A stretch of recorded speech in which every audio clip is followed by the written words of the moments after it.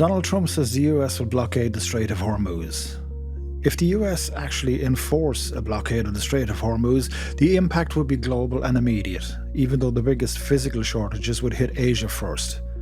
Current reporting says President Trump announced the blockade after talks with Iran failed, while US forces also began mine-clearing operations. So this is no longer just a textbook scenario.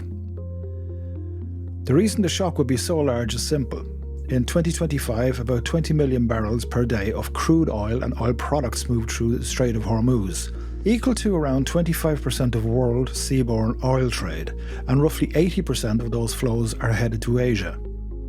On top of that, Qatar and the UAE sent almost 20% of global LNG exports through the same chokepoint. There are alternatives, but not enough. The International Energy Agency estimates that 3.5 to 5.5 million barrels per day can be rerouted via pipelines that bypass Hormuz, mainly through Saudi Arabia and the UAE. Even with Saudi Arabia saying today that its east-west pipeline is back at roughly 7 million barrels per day capacity, that still leaves a very large gap versus the nearly 20 million barrels a day that normally transit the strait. So the first order effect would be a price shock, not just a Gulf region problem. The IEA says a significant price spike would be inevitable in a serious disruption, and that physical shortages would develop quickly if it lasted. The effect would spread globally because oil is priced in a global market, even if the lost barrels are mostly bound for Asia. The biggest direct losers would be the importers most exposed to Gulf energy. The IEA says China and India together received 44% of crude oil exports moving through Hormuz in 2025. Reuters also reports that roughly half of China's oil imports come from the Middle East, while India's Middle Eastern share rose to 55% in January.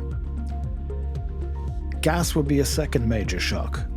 The IEA says Hormuz disruption would remove more than 300 million cubic metres a day of LNG supply from the market, and that those volumes could not be replaced quickly because most other liquefaction plants are already running close to full. It specifically flags India as especially vulnerable to LNG, along with Bangladesh and Pakistan.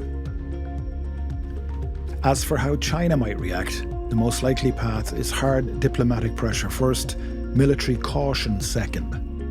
Beijing has recently called for de-escalation, said it is working with Russia and the UN on the crisis, and has already shown a willingness to use the Security Council to resist a US-led maritime solution, as it sees it as giving Washington too much latitude.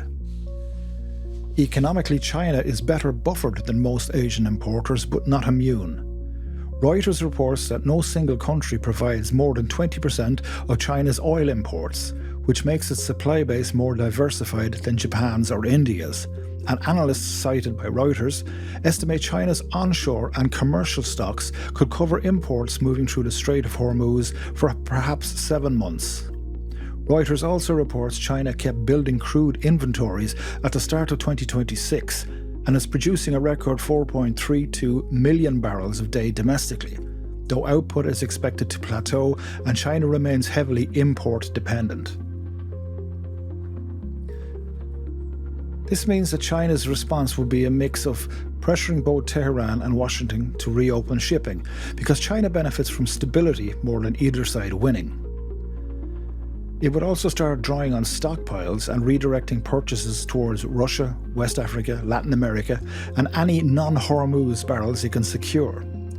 Reuters notes China already has a highly diversified import mix and large inventories. They would seek to avoid direct naval confrontation with the US unless Chinese shipping were repeatedly hit. Recent reporting suggests Beijing has been willing to broker and facilitate, but is wary of taking on enforcement or guarantor roles. China will try very hard to make this a diplomatic and commercial crisis, not a military one. It would likely condemn a prolonged US blockade, work the UN, push for ceasefire terms, lean on Iran to keep Chinese cargo moving, and use inventories plus alternative supplies to ride out the rest of the first phase. What China is much less likely to do is send its navy into a head-on confrontation with the US over Hormuz unless Chinese vessels were directly targeted and diplomacy had clearly failed.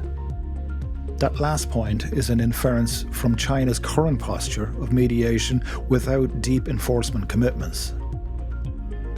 The shortest way to frame the whole thing is that the US blockade will probably hurt China more than the US economically.